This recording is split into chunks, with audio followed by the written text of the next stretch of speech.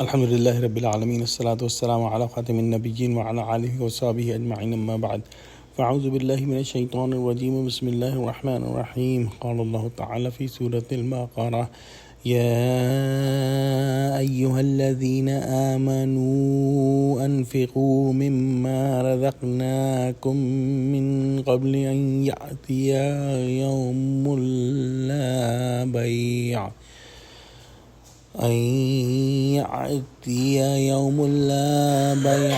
فيه ولا خلة ولا شفاعة والکافرون هم الظالمون۔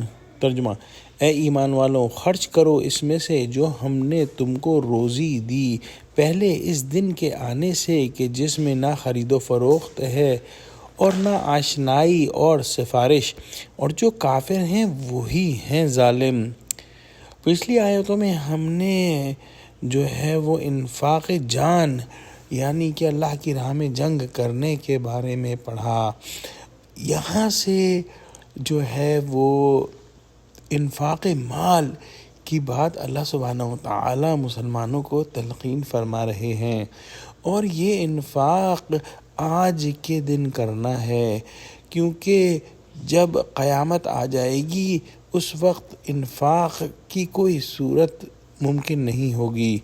آج کا دن ہے کہ اللہ نے جو ہم کو دیا ہے ہم اسی کے لیے اس میں سے کچھ خرچ کریں۔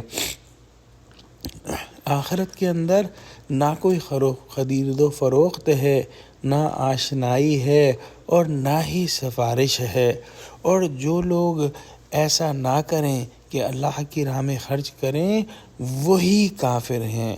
گویا وہ اللہ کے احکام اور اللہ کی آیاتوں کا انکار کر رہے ہیں اپنے عمل کے ذریعے، کیونکہ اللہ کے احکام اور اللہ کی آیتیں اللہ کی راہ میں خرچ کرنے کا حکم دیتی ہیں، اور وہ اس حکم کو پورا نہیں کر رہے۔